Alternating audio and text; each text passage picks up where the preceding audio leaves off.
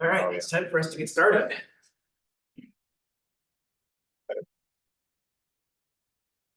So announcements for this week, we have an exam on Friday. So study guide is posted, please check that out. I'll have opportunities at the start of each class period for clarification questions on the study guide, and we will have a full review period on Thursday. That's just 2 days from now. So please do enough work between now and then to have some questions to fill up that class period to make sure that we're not sitting here staring awkwardly at each other. We have a lab due tonight. I will get the final lab, the observer lab, up and running today so that you can get started on that. That'll be due a week from today. And then we have our final project that's going to be due a week from Friday, ahead of a final exam that will cover some of the design patterns between what's on the study guide and what we cover by the end of next week, as well as kind of an overview of general design patterns. So today we're going to talk about the command pattern. Anyone have any questions before we hop in and get started?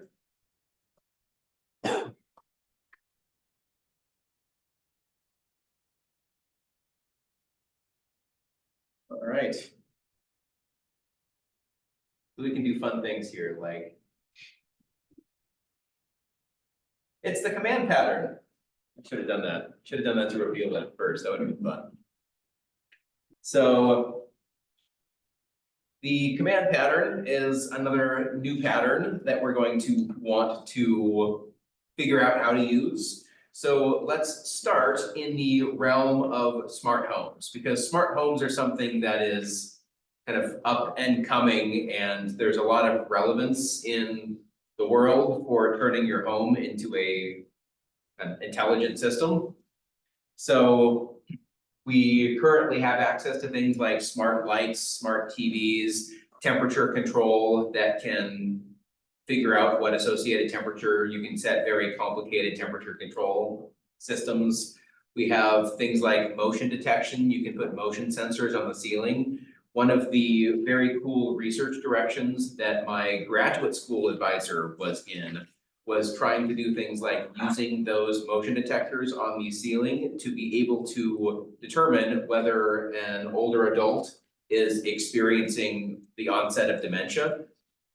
Dementia is something that can be addressed if it's caught very early, but as soon as you see the symptoms of dementia start to come to fruition, it's too late already, which is really disheartening and discouraging for those who care for that person. So any technological way that we can to identify that earlier can make that whole process a lot less painful.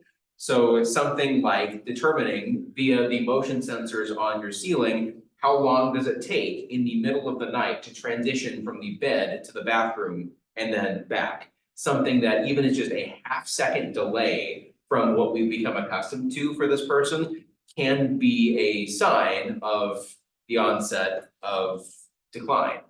So that is something that can be used very, very usefully in a smart home setting for a number of things, but one of them would be something like determining whether someone is becoming a dementia older adult, which is unfortunate, but smart security is another thing. You can have those motion detectors. You can say, I am leaving the house. And as you are leaving the house, then it will start to monitor those detections and send you alerts based off of whether there is motion going on in your house or not. So lots of smart devices. So you can imagine now that we want to have some kind of remote control to access not just one, but a lot of these different smart features at the same time. So you're sitting on your couch and you want to turn on the light, turn on the smart TV, set the temperature from your couch, and turn on motion detect, who knows, turn off your security, something of the sort. So we want to design a a remote for up to 7 smart devices. And we want this to kind of be programmable to say each level of this should turn on and off a different device on this particular remote. And then we also want to have something like an undo button at the bottom of the remote for any accidents. If I accidentally turned on the lights and I want to turn them off again, rather than pressing the off button for the lights, you can just hit undo, whatever I just did, undo the last thing that I did, and that can be very useful. So let's take a second and think about how could we reasonably design this remote? Does anyone have any ideas of what you could use for this system? How would you write the code and design the code for such a remote?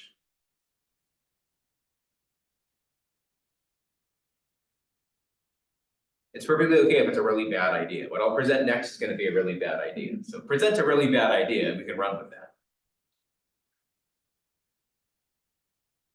Yeah. Potentially implement like server setting. Okay, so something like we would have, we're the newspaper, the remote is the newspaper, and then you could have each different device subscribe to that. Interesting. I don't think that would quite work as well as we would like it to, but I like the thought of using one of the patterns or identifying one of the old patterns that we've talked about as a potential solution here. Any other ideas?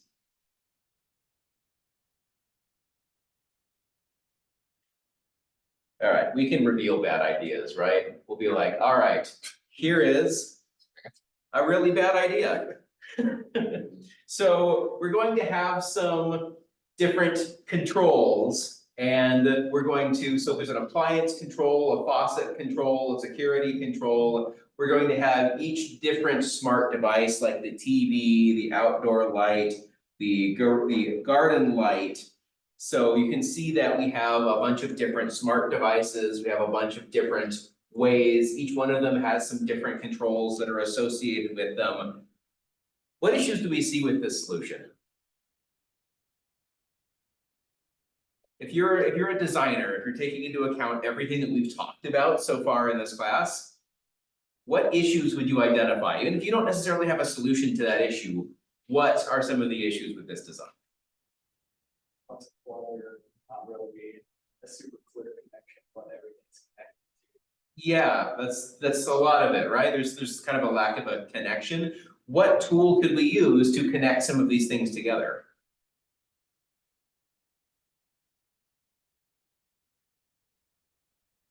A bridge of some kind? Even if it wasn't a design pattern, what OO concept could we use when we see something like security control, faucet control, appliance control? They're all doing something that's fairly similar for something that is different. What does that tell us that we want to use? Okay.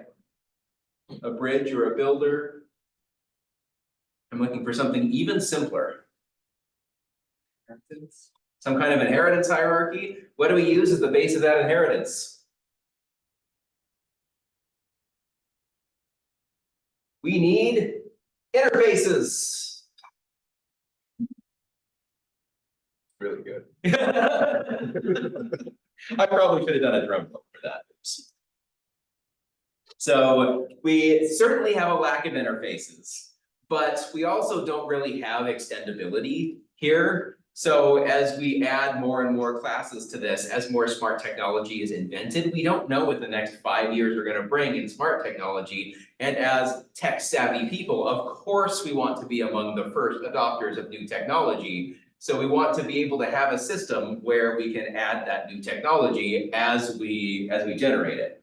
So we want our remote to be able to do those things, but do we want the remote to know exactly how to access all of those devices and accomplish all of those tasks? And it becomes kind of a centralized thing, right? The remote should be communicating with something that knows how to do it. But the way that we had structured it before, the remote needs to know all of the methods to be able to say, to interface with all of that. So there's no design where the remote's just sending a signal to something where that does what we want it to do. So plenty of issues. So we're going to reveal the command pattern as something that we can do about this. Anyone have any questions about the setup so far?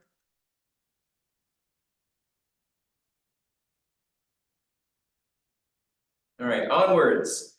So the command pattern is going to help us to be able to put all of this together in a way that is straightforward. We've talked about the separation of concerns. So each task is gonna have a different process associated with it. Some examples that aren't related to the smart home is the waiter takes your order, but doesn't know how to cook your order. The cook takes an order, but doesn't need to know where it came from. Once the food is prepared, the waiter will take the food to the appropriate table, but doesn't need to know anything about the cooking process, what went right, what went wrong, you just take the result to the place. So we have a separation of concerns here where we don't need full information across all of these multiple parties. Each party only needs to know how to do what it's designed for, not the entirety of the process. So let's take a look at this in more detail.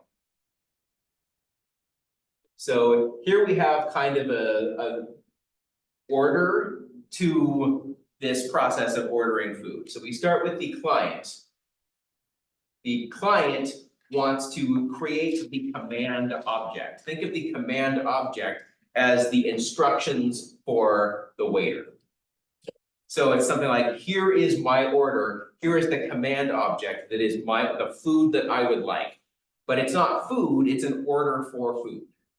So that becomes the command object. Here is what needs to be done. We then pass that to the invoker.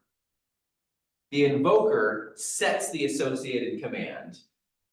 So we have an execute in the command object. The execute sets the command for the invoker.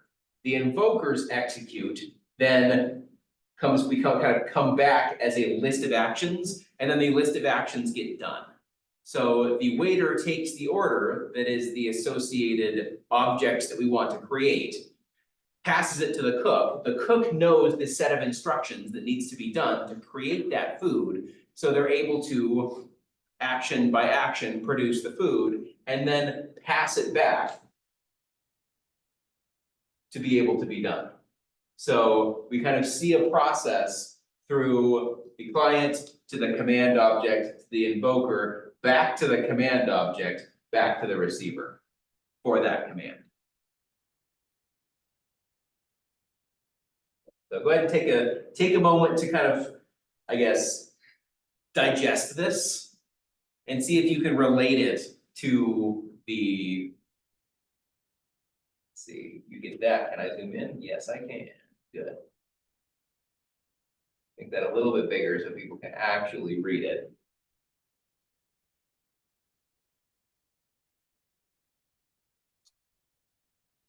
Take a bit to digest this and see if you can map this concept to the waiter food idea.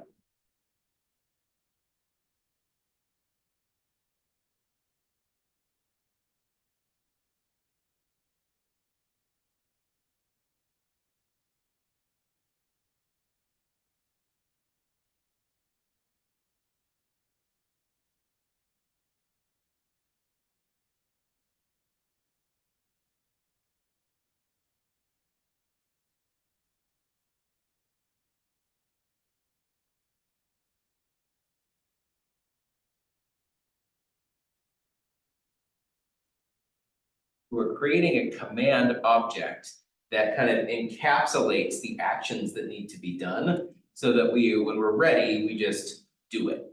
Yeah, So, but it says that the client does the set command, but then the execute is. yeah, we go back to the command object. So basically, So the execute method is all the command object has. That is going to have the actions, but it's ready to be done.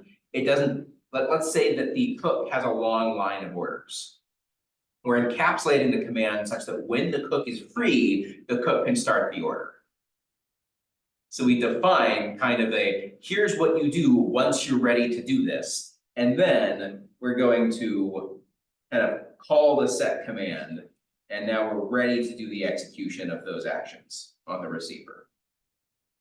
So now we're ready to cook the food, so here's how we do it. And it allows you to kind of delay that command on an as-needed basis.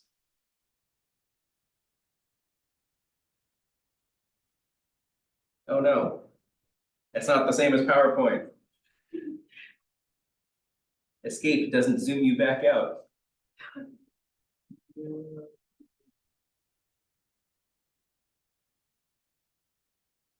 try that again.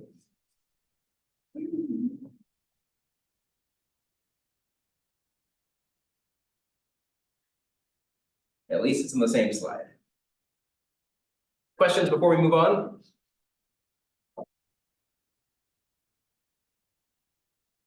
All right, so that's the general command pattern. Can't get enough of this confetti, it's so cool.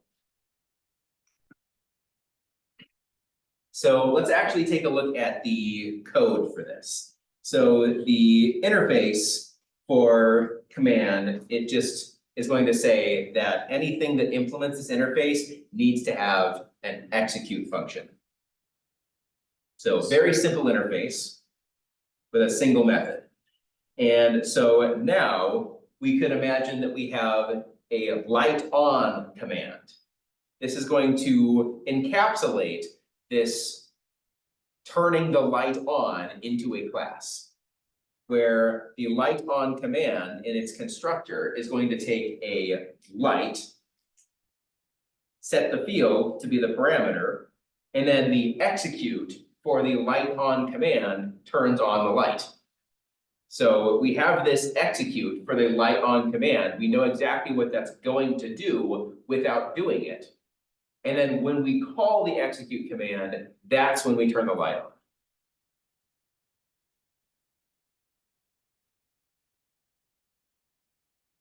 Here's an example of a test of the remote control where all we have is a light. And we're going to, in our main, make a remote, make a light on command that then takes the light that was instantiated. And now we can set the command in the remote to this light on object that turns the light on. And now when we determine that the button was pressed on the remote, we call the execute in the light on object that is the light on command that executes and turns on the light. So now we have mapped a button on the remote to turning on the light via its execute method. And now we've also encapsulated that under its own inheritance hierarchy. We make this extendable. Now we can add additional commands that we can also bind to the remote control buttons. Does that make sense? Questions on that?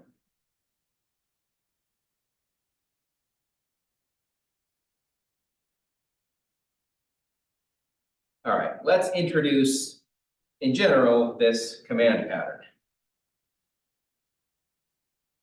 So we're going to take the concept of a request, and instead of making the request a method, we're going to make the request an entire class. So it encapsulates this request as its own object, which means that we can have other objects with other requests all under the same interface, and allows us to do different things with that. The command pattern as well will help because we will be able to store the last command that was done. And as long as we have some kind of list of what is the opposite of what we just did, we can undo the thing that we just did. So command is really nice for that. Let's actually zoom in on this UML so we can take a look at it. Just like before, we have the client. The client is going to instantiate the concrete command. So this was the light on. That has an execute and an undo that we will talk about, but for now, we're just really worried about the execute. That is part of the command interface, or it implements the command interface, so we know that it's one of those things. We then make a receiver that has the associated action, and then when we call execute, then the receiver performs the action. So the invoker here, the set command, is able to set the command for any command. We'll see how that works momentarily. And then we're able to execute that particular command via the receiver that performs it. So that's the command pattern.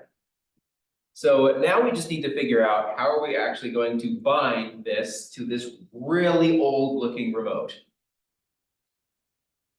Again, I borrowed this image from the textbook that was written forever ago.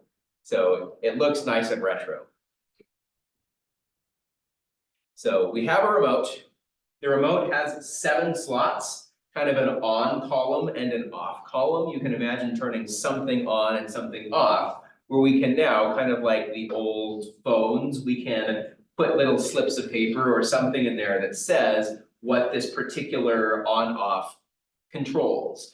And then we'd be able to also swap out, let's say the living room light, we want to swap that out for a bedroom light or some other light. We could do that. We could swap out what that on and off button controls at runtime. So a physical remote only has 7 slots. The app that we're going to make only has 7 slots as well, because we also want to make an app that is a digital version of this remote. So it doesn't really matter whether we have a physical remote or we have an app that acts as a digital remote. We're just going to limit it to 7 slots for now. So the invoker is the physical remote. That's going to be what invokes, what we know to invoke the execute. What is going to send the signal to execute something? In this case, it is the remote. The remote tells someone, or tells the system, something has been requested, execute this particular function. Questions on the remote, or how we're going to set up the remote?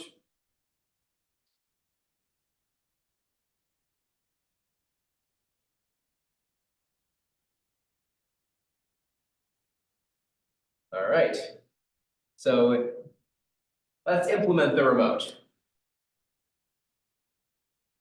So the remote itself needs a list of the on commands. So that's going to be everything in the on column on the remote. It's going to need a list of everything that is the off command. That's going to be everything in the off column of the remote. We need a constructor for the remote.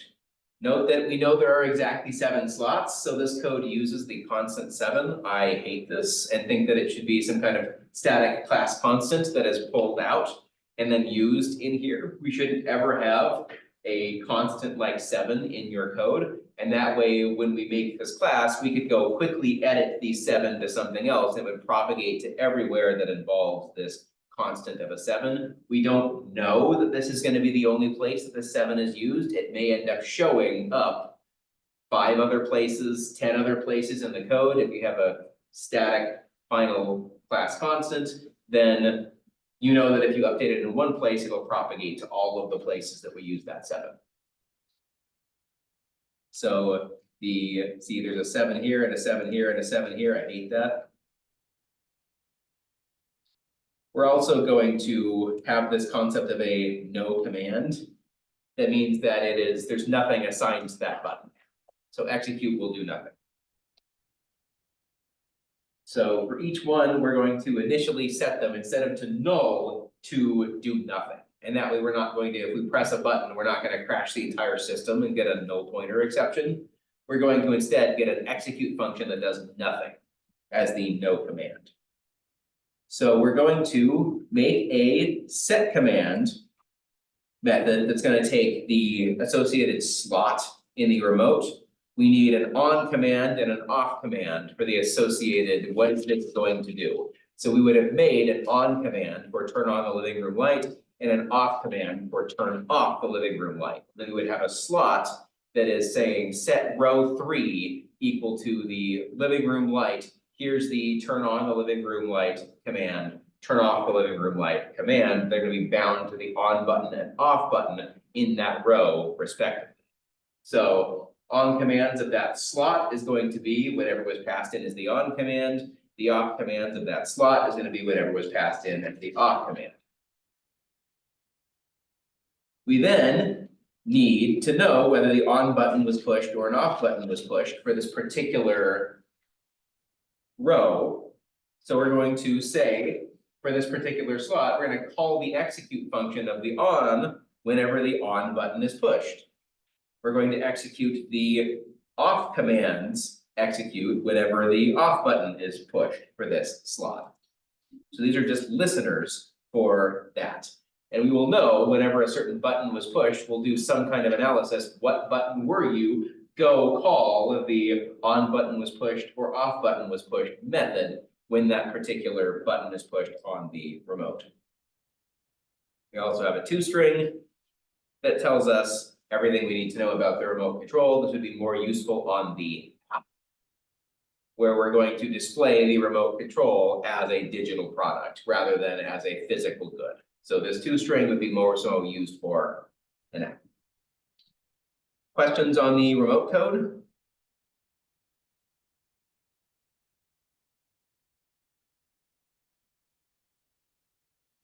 All right, let's go implement the commands. So the light off command is going to turn off a light. It implements the command interface, which means it needs an execute. We have a constructor that takes in a light and is going to set the field of that light. We have an execute that's going to take that light and turn it off. Note that this is kind of generic. It isn't for the living room light. It isn't for the bedroom light. It's just a generic light. So now we can make any kind of light and pass it into the light off command to turn off that light. This is old enough that stereos were big at the time, so this is a stereo on with CD command. What is a CD? Those don't exist anymore.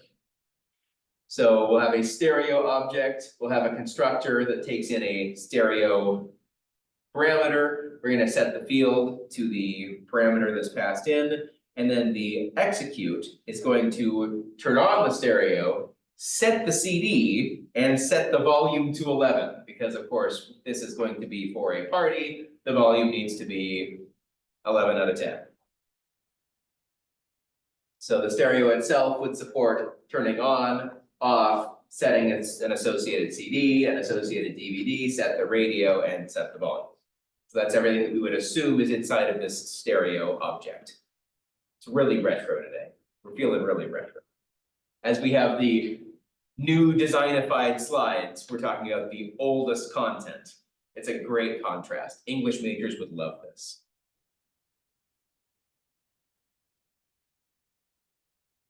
All right, now we can make a driver class to test everything out. So let's zoom in on the left-hand side here so we can see what's going on. Inside of the main, we're going to make a remote control object. We're going to make all of the associated objects, smart objects that we care about. So there's a living room light that is just a light that takes the string living room. We're going to make a kitchen light. We're going to make a ceiling fan that goes in the living room, a garage door, and a stereo, a living room stereo. We can now make a new light on command that we're going to call living room light on that passes the living room light. Note that we only used a single light on command, and that's going to work for every type of light, and we'll associate it with a different command. So we make two different light on commands, one for the living room light and one for the kitchen light. And now we have two different commands with its associated on off, one for the light in the living room, one for the light in the kitchen. We do the same thing for the light off commands for those same lights. We make a ceiling fan on command, a ceiling fan off command, a garage door up command, a garage door down command, stereo on with CD command, and stereo off command. We would have all of these different kinds of commands implementing the command interface. We can then set the commands in the remote control, print out the remote control, and then we can see that as we push the on and off buttons for the different rows and columns, I guess just rows, the on command and off command are the associated columns, we see that we print out the stereo down here, and we see that all of the slots have associated commands. And then we can see as we go push the buttons digitally, we see that we're turning the living room light on, living room light off, kitchen light on, kitchen light off, etc. Questions on anything that we've done here?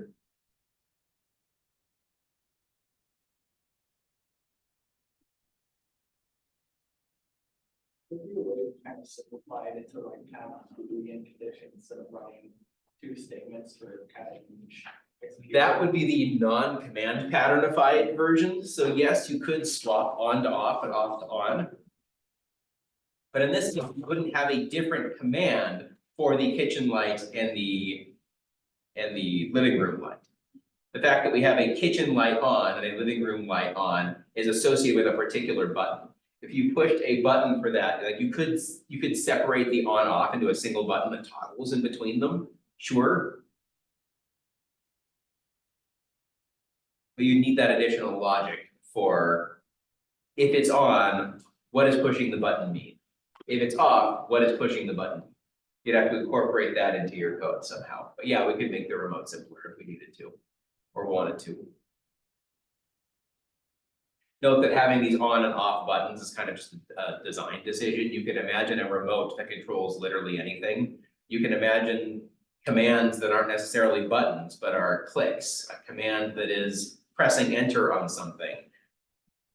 Commands can really come from any listenable device. So you could do something like an on click, you can do something like a button was released, enter was pressed. A motion sensor could send an associated signal for a command, like someone walked under a motion sensor right before a door, open the door. So you could set commands for any intelligent thing that you could think of. Good question. Any others? So we want some quality of life with this, of course, so one issue we have to check every time if a command is loaded. So we check for something like, if it's not null, then execute it. So we saw already what the solution to this is going to be. There's a no command rather than setting it to null or not null. So we want to make sure that we have a blank command that does nothing, that we associate as the default command. Otherwise, we would have to do this if check for every command to make sure that it's not null, to avoid getting the exception and crashing the entire program that's controlling the remote. That would be bad.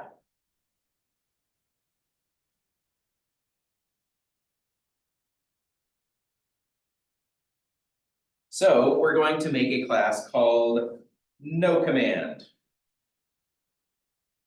noCommand has an execute just like everything else, except that you see that it's implemented here and does nothing.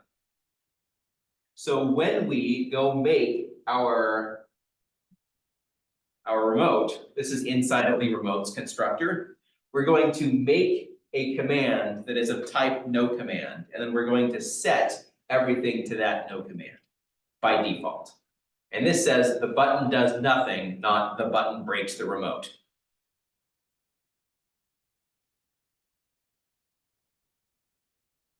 Questions on the concept of a no command? This is something that I see all the time with the command pattern is you do something with an unloaded command and you break the code.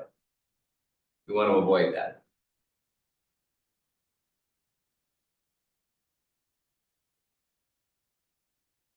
The last reasonable thing that we want to be able to do with the command pattern is an undo button. So on this remote, we have this list of on commands, this list of off commands, but we want to have a button at the very bottom that just undoes whatever has been done. So take a few minutes in groups and see if you can come up with the implementation for an undo button. What would that look like? Where should all of that logic go in this system?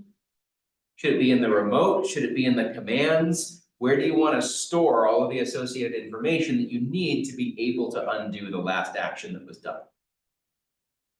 How would you do that?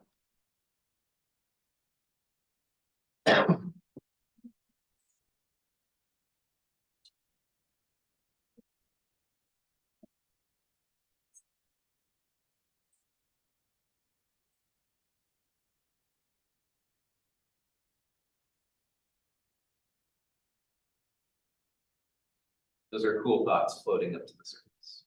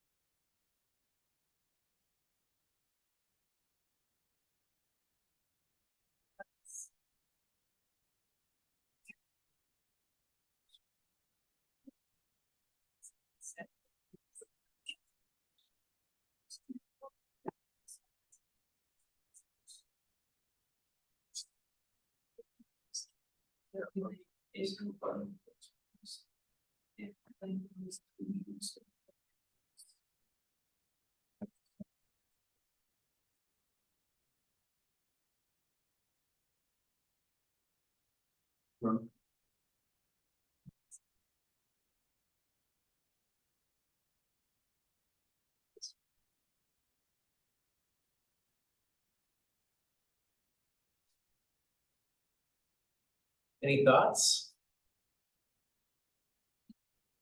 Yeah, I'm not sure about doing all that work. And I think through logically and thinking like, okay, finding what one could store, what exactly you're undoing, and how to go through that process. yeah, so we have an interface for commands. So we can store a variable of type command. Doesn't matter what that command is, we can store it based off of its most generic type using polymorphism. So if we made a field in the remote class that was called, last action or last command or something that was last done, it could be of type light on command. It could be of type stereo off command. It could be whatever command we want that is the last thing that was done. Are we done at that point by storing that? How do we know what the opposite one was? We'd have to store something in each one of the commands that is the associated opposite. So on the light on command, the opposite would be something that was a light off command. So we would need some field in each command that is the kind of the undoable operation or the type of object to call their execute if we were going to undo something where the field happened to be that object. Let's take a look at what that looks like. So we need to add the field to the command interface. So we need to be able to undo.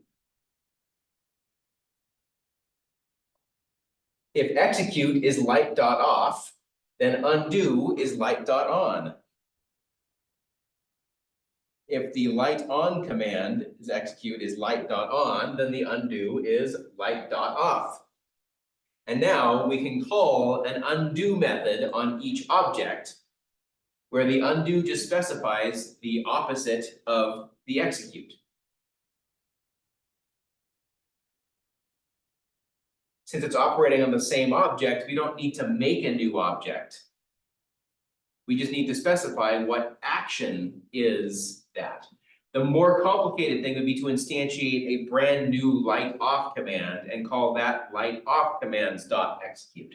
But strip away the complexity of that, and all you have is a single command that is down in that execute. Strip that out, put that in the undo function, and now you have something that is much more streamlined. So great, this is the implementation, but now we need to actually store the last thing that we did. So now in the remote control, we actually need to go store a command that is the associated undo command. When we create the remote, the undo command should do nothing, right? If you just purchased this and you haven't set anything up and you press the undo button, you want to make sure that what you do is the no command. You want nothing to happen when you press an undo button before we've done anything. We don't want it to break the remote control's underlying code. Then, when we press an on button, so the on button was pushed, so we know that was the case for a remote control for one of the rows. We need to know that the on button was pushed for something. Then we can set the undo command to the on command so that the undo, when we call the undo of that, we get the off behavior because we set that inside of the light, for instance. Similarly, when the off button is pushed, we want to, in addition to executing turning off the light, the last thing that we did was turn off the light. So we want to set the undo command to the last off command that was done, so that when we call the undo of the off command, we get an on command. So this adheres to the command pattern as well, which is good.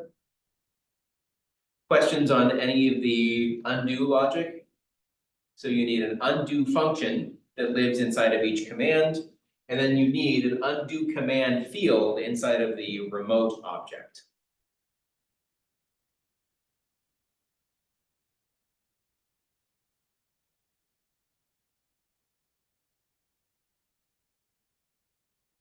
Here's the big test for the undo. We can make a remote control. We can make a living room light. We'll create the commands for turning on the living room light and turning off the living room light. We will set the commands on the remote for the on and off to be the living room light on and the living room light off. We can then call the on button was pushed on row 0 on the remote. That should turn on the living room light. Then we can push the off button, print out the remote. We can push the undo button, then push the off, then push the on, then print, and then push the undo. If we do that process, we get something that looks like, we need to zoom in even more to be able to see this. We see that the light turns on, then off, then on when we do that, which is what we expect. And we get what we expect in terms of the printing out. Does that make sense? We see light is on, Light is off, which is what we expect when we push the on button and the off button. Then we print the remote. Then we undo. Undoing of the off should turn the light on, which is what we see here. Then we push the off and the on, print the remote. And now we see that the undo has the light on command, whereas before the undo was the light off command. And then when we undo from the light being on, it turns the light off. So that is what we expect. That got really blurry.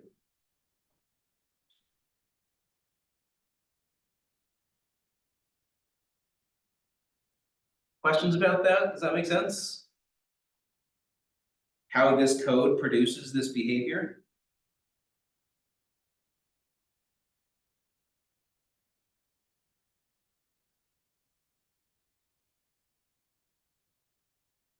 This can get arbitrarily complicated. So let's take a look at what this looks like for something like a ceiling fan, where it's not just on and off. Now we have different associated speeds with the ceiling fan. So we have an off, low, medium, and high speed. So this would probably be better as an enum and not a bunch of public static final ints. We could very much do this as an enum and it would make a lot more sense, but we'll keep it as simple as we possibly can. Now, instead of an execute that just does the thing, now we need to have functions for high and medium and low and off that set the ceiling fan to that associated speed. So that was the before.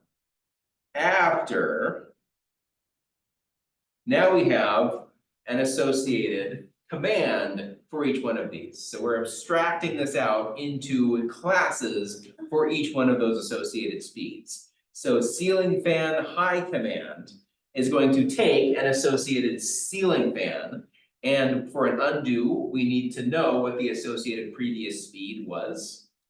So if we want to undo it, maybe we turned it from low to high, pressing undo should turn it back to low.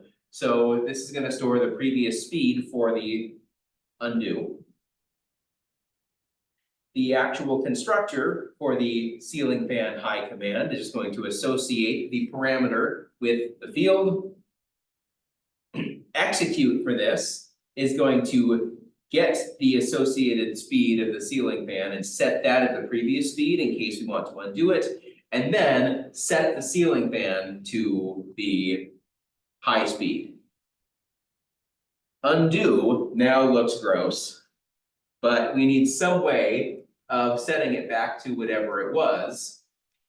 If the previous speed is high, set it to high. If it was medium, set it to medium. If it was low, set it to low. If it was off, set it to off. There are certainly better ways to do this that we've talked about in this class, but it might require another design pattern.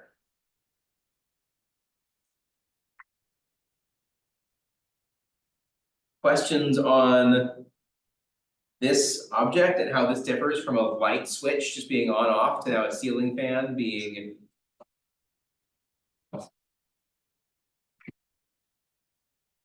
that? Questions on that?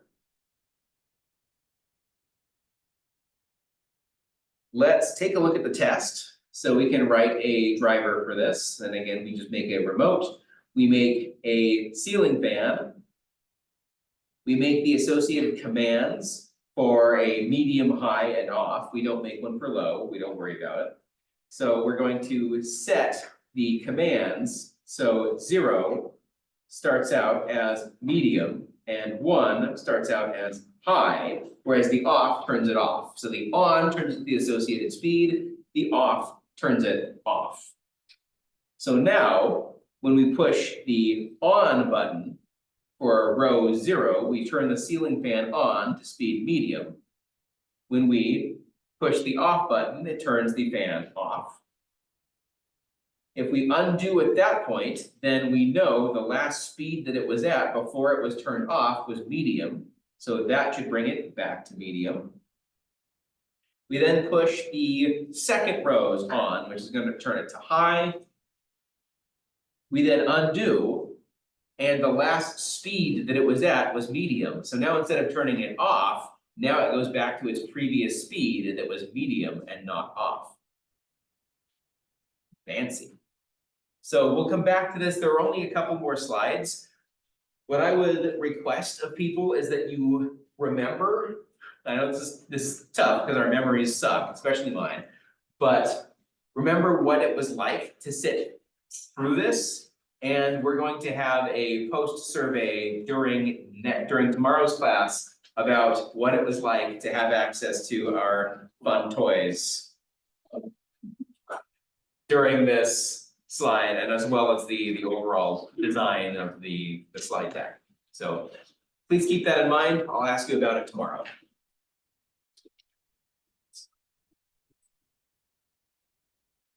Thanks, everyone.